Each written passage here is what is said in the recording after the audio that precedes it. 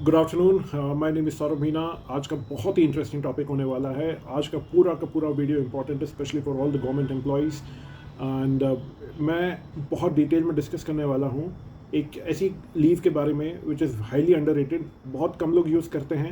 And इसके बारे में बहुत सारे मिसकंसेप्शन है लोगों के दिमाग में, इवन कई एक्सपर्ट्स को भी नहीं पता है। I will try my best to debunk some of the doubts. And एक बाद में एक एफएक्यू सेशन भी होगा।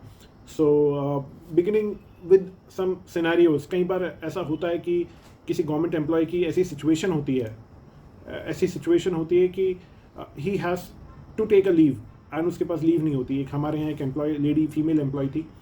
उनके साथ ऐसा था कि उनका होम टाउन अलग जगह है, पोस्टिंग एक जगह थी, and office was not in the location of the home town. Plus उनकी मैरिज जो हुई, husband is in private job and उनके इन लॉज भी फोर्थ सिटी में है। सो whenever she has to take leave, she has to go to her hometown also, to her husband also, and then again to her in-laws also. ऐसे scenario में जो उसकी normally leave मिलती थी वो हमेशा कम पड़ जाती थी। So she had to take EOL। एक और ये रियल लाइफ एग्जांपल्स हैं। एक और एग्जांपल है, one of my friend, he was posted in GST department and उसकी wife was assistant section officer in ministry of external affairs and his wife was posted in Africa. Abroad posting होती है। And उसके दोनों बच्चे wife के साथ रहते थे।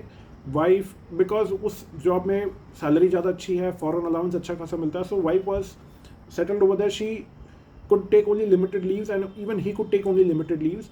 वो बंदा बेचारा साल में 1 से 1.5 महीने की एक्स्ट्रा EOL लेके वाइफ के पास जाता था। जो रेगुलर 30 डेज का EOL होता था वो तो था ही, उसके अलावा he used to take extra EOL and go and be with his family.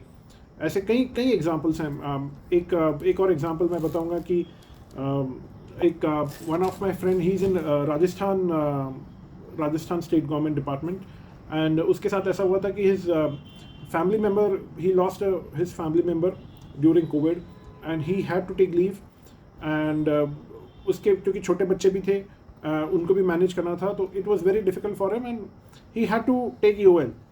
कई लाइफ में ऐसे एक्सेप्शनल सिचुएशंस आते हैं। कई बार कुछ ऐसे भी लोग हैं, एंड आई थिंक ये सिचुएशन मेरे साथ भी फ्यूचर में होगी। कई ऐसे लोग हैं कि they want to study further, they want to study in a field which can not be justified in public interest. For example, say suppose I want to do higher studies in philosophy. अब मेरा job जो है वो philosophy से related ही नहीं है। I can never get study leave in philosophy. I have an interest in philosophy, I want to study more, and along with studying I want to obtain degrees also. So in that scenario I will have to take EOL। ऐसे real life situation होते हैं। एक और example है, one of my relatives, she cleared UPSC and she got selected in Indian audit and account service. उन्होंने join किया, training लिया, and उसके बाद directly she took 2 years EOL। She wanted a better service. 2 साल की EOL Lee, and EOL लेने के बाद she prepared and she got IPS। सो कई डिपार्टमेंट्स में it's a very good mechanism by which a person can give time to other priorities in life. So I think this is a very underrated service. कई लोगों में misconceptions है इसके बारे में. I'll try my best to clear all of them. So first of all, I'll be relying on the CCS Leave Rules 1972, जो latest DOPT के website पे है। इसके बाद I'll be relying on the ISTM Leave Rules.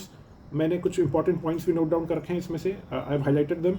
ये जो CCS Leave Rules हैं उसी को और बेहतर तरीके से एक्सप्लेन कर रहा है। ये ISTM की वेबसाइट से मिला है। Then there are some circulars on unauthorised absence, है ना। कोई बंदा अगर छुट्टी पे गया और after expiry of his leave he didn't join the service, ऐसे भी कई केसेस होते हैं। उसके बारे में इसमें कंपाइल्ड इंस्ट्रक्शंस हैं, है ना। फिर आई will B also discussing on FR rules, क्योंकि इससे रिलेटेड हैं। कई FR में इसके बारे में डिटेल में बताया गया कि ऐसी सिचुएशन में क्या करना है। EOL के बारे में भी इसे मेंशन्ड है। So beginning with the central CCS leave rules 1972, when we go to extra ordinary leave, इसमें दे रखा है कि it can be granted in both the situations. एक तो होता है, 2 टाइप की EOL होती है। First one is EOL with medical certificate and second one is without medical certificate. And इसमें दोनों ऑप्शंस होते हैं। कई लोग, अगर किसी के पास छुट्टी खत्म हो गई है and then he wants to go on leave, then he has to take EOL, है ना। बट एक और ऑप्शन होता है कि अगर उसके पास EL है, HPL है, but still if the government servant gives it in writing that he wants only EOL, it can be given by the competent authority. So पहला तो कंडीशन है when no other leave is admissible.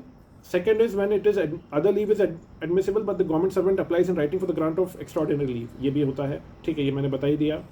फिर इसमें कुछ conditions होती है जो probation, those employees who are undergoing probation, उनके लिए देयर आर सम कंडीशंस, कुछ लिमिटेशंस होती है कि 3 मंथ्स के लिए ले सकते हैं EOL, है ना. जिनका 1 साल से ज़्यादा सर्विस हो गया है वो 6 मंथ्स का ही ले सकते हैं, ठीक है. अगर किसी का 1 साल से ज़्यादा कंटिन्यूस सर्विस हो गया है and he is undergoing treatment for TB और अदर सिमिलर डिजीजेज, उसको 18 मंथ्स तक का EOL मिल सकता है, ठीक है. लेप्रोसी के लिए, कैंसर और मेंटल इलनेस के ट्रीटमेंट के लिए भी हो सकता है. 24 मंथ्स भी ले सकते हैं अगर कोई ऐसी स्टडीज़ कोई परस्यू कर रहा है विच इज़ इन पब्लिक इंटरेस्ट, ठीक है. पहले उसकी कुछ कंडीशंस है, उसकी 3 years ऑफ कंटिन्यूस सर्विस खत्म हो जानी चाहिए थी, ठीक है. ये सब आप, ये तो बहुत सिंपल थिंग्स है this, I think anyone can study. I would request जो भी ये लेना चाह रहे हैं, ये they should at least go through these rules at least once, ठीक है. उसको बॉन्ड एग्जीक्यूट करना पड़ेगा, इसमें बता भी रखा है. और SC/ST एम्प्लॉयज़ के लिए तो होता है कुछ प्री एग्जामिनेशन ट्रेनिंग कोर्सेज होते हैं notified by the government from time to time. अगर उसमें उनको करना है, ट्रेनिंग करना है, then he can get extraordinary leave by the head of the department, ठीक है. इसमें ये दे रखा है कि अगर किसी एम्प्लॉय का कोई पुराना टाइम है जो अनऑथराइज एब्सेंस मिला रहा, period of absence without leave, उसको रेट्रोस्पेक्टिवली कन्वर्ट कर सकते हैं EOL में. This is again a very good option.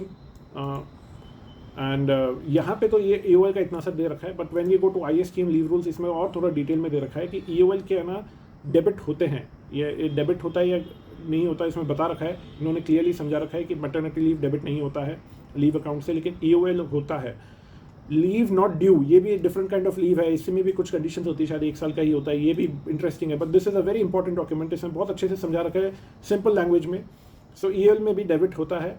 And इसमें देखिए कॉम्पनसेटरी लीव के बारे में भी इन्होंने रूल बता रखा है कि it can be availed by government servant in leave of his और working in a holiday provided no other financial incentives are granted. उस दिन के लिए ऑनरेरियम नहीं मिला हो. It should be availed of within a month, and in that case there is no limit of number of compensatory off. In case it could not be taken within a month, a government servant in the subsequent calendar month could avail a maximum of 2 compensatory off with special permission from the joint secretary in charge of administration or head of department. अगर in charge of administration joint secretary है तो, या head of department की special permission के साथ, वो 1 महीने के एक्सपायर होने के सेकेंड मंथ में वो 2 मैक्सिमम ले सकता है. वरना normally he can take. Special casual leave के बारे में बता रखा है, ठीक है. Leave can not be claimed as a matter of right, I guess you all must be knowing about it, ठीक है. Leave may be commuted retrospectively into leave of a different kind which was due and admissible at the time the leave was sanction. मान लीजिए किसी ने EL ले रखा था, उसको बाद में जाके फ्यूचर में he wants to get it change, he can get it change. यहाँ एक स्पेशल पॉइंट है which could be useful for you all. Special casual leave and RH में also be combined with regular leave और casual leave, but not with both. देखिए, however, in a special case, half-day CL applied for the second half may be allowed to be prefixed to a regular leave if he/she doesn't have any further CL at his credit and he/she is unable to resume duty on the next working day. ये चीज़ मुझे अभी पता चली, ये मुझे पहले भी नहीं पता था. ये वाला जो पॉइंट है ना, interesting, very interesting point, that's why I have marked it over here. So कई चीज़ें धीरे धीरे पता चलती है ना. जैसे आप और स्टडी करते जाते हैं, कई बार एक डॉक्यूमेंट को मल्टीपल टाइम्स स्टडी करते हैं, तो every time you keep on learning something new. So ये रूल सबको पता है, ये कंडीशन होती है. EOL भी आप 5 years से ज़्यादा एक बार में नहीं कर सकते. कंटिन्यूस पीरियड एक्सीडिंग 5 years का नहीं है, ठीक है. अब ये मान लीजिए कोई अगर सैंक्शन लीव से ज़्यादा रुक जाता है, तो उसमें क्या होता है, if a government servant who remains absent after the end of the leave is entitled to no leave salary for the period of absence not regularised by the grant of leave. या तो जैसे मान लीजिए किसी की 1 हफ्ते की छुट्टी थी, second week he doesn't come and he says मुझे 1 हफ्ते की और छुट्टी चाहिए, और वो सेकंड वाली स्पेल जो है वो अप्रूव नहीं होती, then it will be period of absence not regularised. Such period of absence is debited against HPL. जो उसके HPL होगी उससे ड्यू हो जाएगी, उसको सैलरी नहीं मिलेगी. He won't get any salary for that period. या तो लीव अप्रूव हो जाए तब तो कोई दिक्कत नहीं है, अगर लीव अप्रूव नहीं है तो उसको लीव सैलरी नहीं मिलेगी और उसकी HPL कट जाएगी. अगर HPL नहीं है तो उसकी EOL होगा, EOL माना जाएगा. उस पर डिसिप्लिनरी एक्शन भी लिया जा सकता है. Most of the people don't know this can also be taken. This is apart from those 2 points which I have mentioned over here. Such a period of absence does not count as qualifying service for pension and as a duty for increment. Yes, definitely EOL convert हो जाएगा. EOL वैसे भी नहीं होगा without medical certificate जो EOL है. It does not entail loss of lien, lien में कोई इफेक्ट नहीं होगा, ठीक है। Competent authority can also declare unauthorise leave as dies non. Dies non अगर डिक्लेयर हो जाता है then it can cause break in service and therefore loss in pension etcetera. Very important point, अगर ये डायस्नॉन डिक्लेयर होता है it may cause break in service, ठीक है। इंटरेस्टिंगली नाउ ईओएल में क्या एक प्रोविजन मतलब जो डिडक्शन होता है उसके बारे में इसमें समझा रखा है, जितने आप ईओएल लेंगे उसका 1/10 ऑफ ईएल जो नेक्स्ट 6 मंथ्स में जुड़ने वाला था उसमें से डिडक्ट होगा to a maximum of 15 days. मान लीजिए किसी बंदे ने 100 दिन की ईओएल ली, सो आफ्टर 100 डेज उसका 10 ईएल जो 15 ईएल क्रेडिट होना था नेक्स्ट 6 मंथ्स का जो होना था उसमें से 10 ईएल कट जाएगा, he will get only 5 EL. अगर किसी बंदे ने 6 महीने की ईओएल ली है तो आफ्टर 6 मंथ जो नेक्स्ट 6 मंथ में उसको 15 डेज का मिलना था वो 15 डेज ही कटेगा, because it is subject to a maximum of 15 days only. But EOL लेने का नुकसान क्या क्या होता है इसमें आगे बता रखा है कि परमानेंट गवर्नमेंट सर्वेंट के लिए कोई लिमिट नहीं है ईओएल लेने के लिए, there is no limit, multiple spells में बंदा ईओएल ले सकता है, maximum period of continuous absence is 5 years। एक ये बस परमानेंट के लिए यही कंडीशन है। टेम्पररी के लिए 3 months on 1 occasion। Temporary government servants with 1 year continuous service 6 months भी ले सकते हैं ऑन प्रोडक्शन मेडिकल सर्टिफिकेट, ये कंडीशन है उसमें। बट इस बात का ध्यान रखें कि जो बंदा प्रोबेशन में है और वो ईओएल अगर ज़्यादा ले रहा है सो उसमें अगर 75% ऑफ द टाइम पीरियड वो क्रॉस कर देता है, there is a condition you have to, मैंने भी पढ़ा है कि उसमें उसका प्रोबेशन विल गेट एक्सटेंडेड, उसका probation period will get extended and उसमें आगे जाकर उसको कॉम्प्लिकेशंस हो सकते हैं। So better to stick to within these limits जो इसमें डिफाइंड है ना। अगर कोई बंदा higher studies certified to be in public interest कर रहा है तो उसको 24 मंथ्स का ईओएल दे दिया जा सकता है, ठीक है।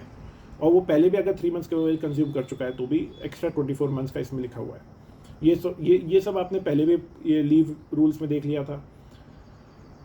कोई period of absence without leave वो है उसको कम्यूट भी किया जा सकता है retrospectively into EOL, this can be done at retrospectively also. So these are the basics. फिर एक डीओपीटी का ऑर्डर हम देखेंगे 2010 का regarding regularization of unauthorized absence, ठीक है।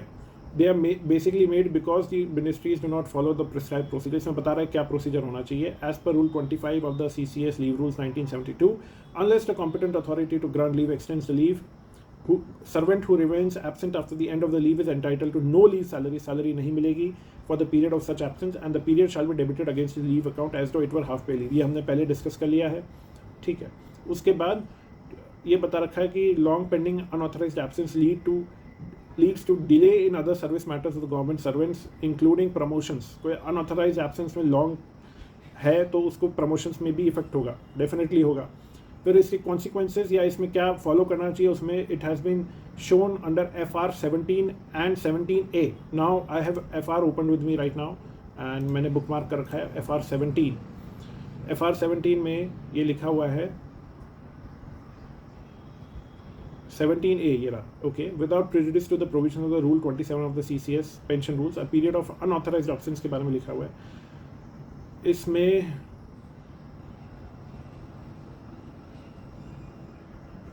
ये तो स्ट्राइक के रिगार्डिंग है, ठीक है।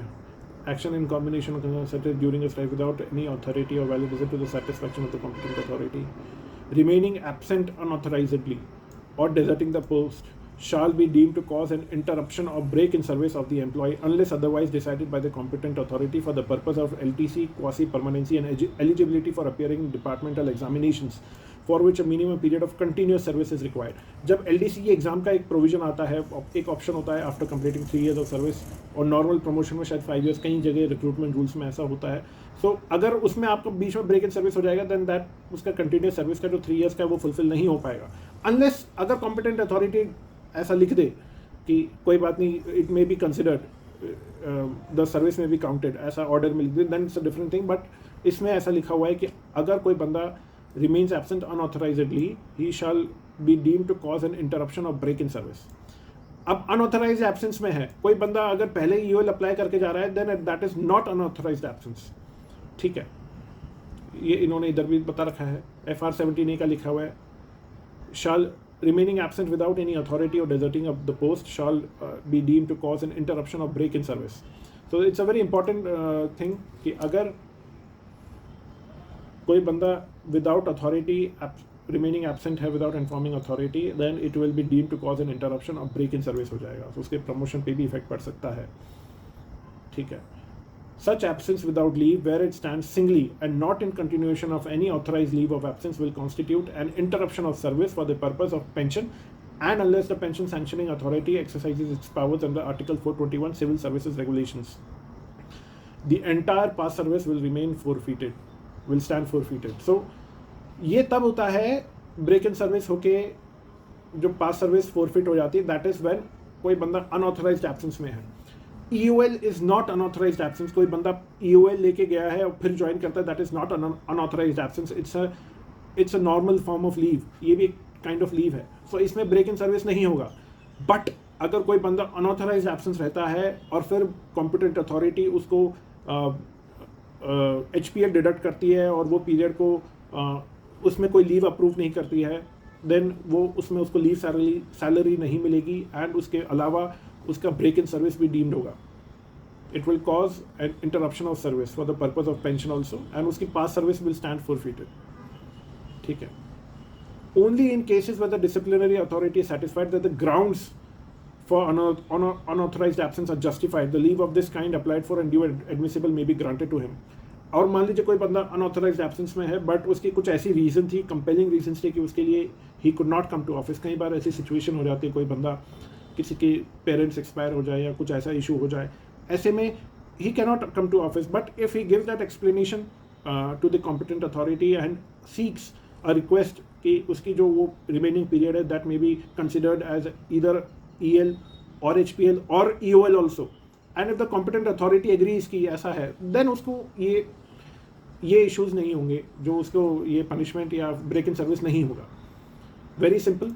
ठीक है। सच एब्सेंसेज अनऑथराइज्ड, कोई इसी में कंटिन्यूएशन में एक और सर्कुलर है 2013 का, है ना, इसमें भी ऑलमोस्ट सेम थिंग लिखा गया है कि कोई अगर अनऑथराइज्ड एब्सेंस में है, ठीक है, उसके लिए स्ट्रिंजेंट रूल्स है। इसमें they are again referring to FR 17(1). He shall not be entitled to any pay and allowances during the period of such absence. Definitely ये हमने उसमें भी देख लिया था, लीव रूल में आई थिंक रूल 27 कुछ था। FR 17 ने हमने पहले डिस्कस कर दिया, they shall be deem to cause an interruption of break in service of the employ. ठीक है। Rule 27 of the CCS rules में लिखा हुआ है उसको कोई लीव सैलरी नहीं मिलेगी। Willful absence from the duty after expiry of leave renders a government servant liable to disciplinary action. उस पर डिसिप्लिनरी एक्शन लिया जा सकता है। ठीक है। बट इसमें ये लिखा गया है कि कॉम्पिटेंट अथॉरिटी को भी डिस्क्रिशन अलाउड है, but it has to be exercise judiciously, keeping in view the circumstances and merits of each individual case. We have to understand the employee also. कई बार कुछ सिचुएशन ऐसी होती है या फिर उसका मेरिट होता है उसके एक्सप्लेनेशन में, then definitely the period of absence so regularize by the grant of EOL shall normally not count for the purpose of increments. EOL में जैसे हमने पहले डिस्कस कर रखा है, मेडिकल लीव के साथ कोई EOL लेता है तो वो सारा काउंट होगा, पेंशन के लिए भी काउंट होगा, इंक्रीमेंट के लिए भी काउंट होगा। बट अगर कोई विदाउट मेडिकल सर्टिफिकेट लेता है then there are again 2 conditions. पहली कंडीशन है अगर वो कोई स्टडीज ऐसा परस्यू कर रहा है, हायर टेक्निकल स्टडी जिसमें which is in public interest, then again it will be counted. दूसरा एक और केस है, आई थिंक एक और केस है वो सिविल। कल को अगर वो बंदा EOL ले रहा है विदाउट मेडिकल सर्टिफिकेट, अगर कोई सिविल कमोशन ऐसा हो रहा है कि he is unable to attend office, then also उसकी लीव वो that period of EOL will be counted for both increment and pension. But इनके अलावा एनी अदर रीजन, कोई प्राइवेट अफेयर्स के लिए अगर EOL लेता है without medical certificate, that period won't be counted for increment, it won't be counted for pension. लेकिन उसका ब्रेक इन सर्विस नहीं होगा because that EOL is approved sanctioned by the competent authority, it won't lead to break in service. तो कई लोगों का एक misconception है कि EOL लेने से ब्रेक इन सर्विस हो जाता है, that is wrong. Break in service can only happen when there is unauthorized absence, इसमें क्लियरली डिफाइन कर रखा है, या डेजर्टिंग ऑफ द पोस्ट, उसी केस में ब्रेक इन सर्विस होगा और उसमें अलग से उसके ऊपर डिसिप्लिनरी एक्शन भी हो सकता है, depends on the competent authority. इसमें एक बार एक जगह यहाँ पे लिखा है FR 26B पार्ट 2 को भी रेफर किया गया है।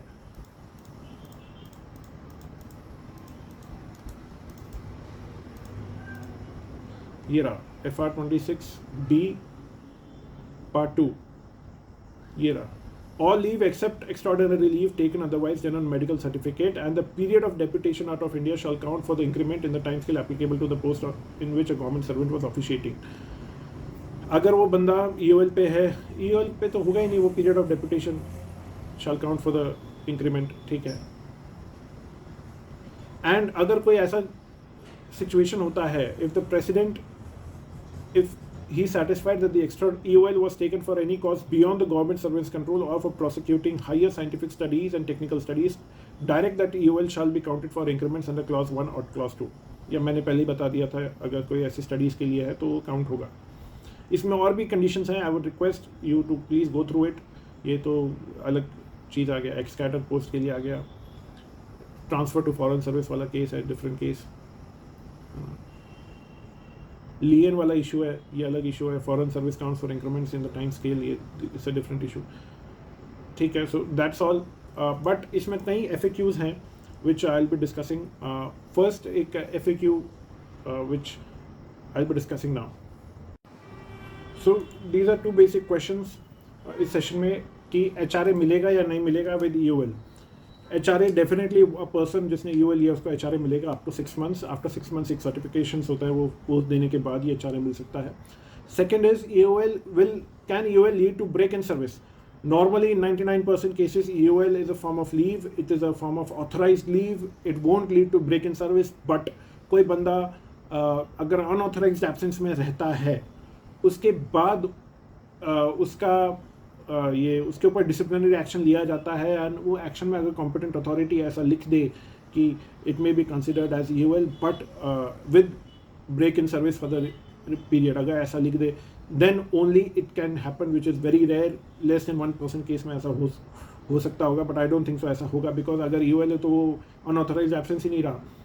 That's all. I hope my doubts, I have cleared many doubts, I hope I have cleared many doubts, and if you have guys think कि I have left something or कहीं मुझसे गलती हो गई, please let me know on the comments below.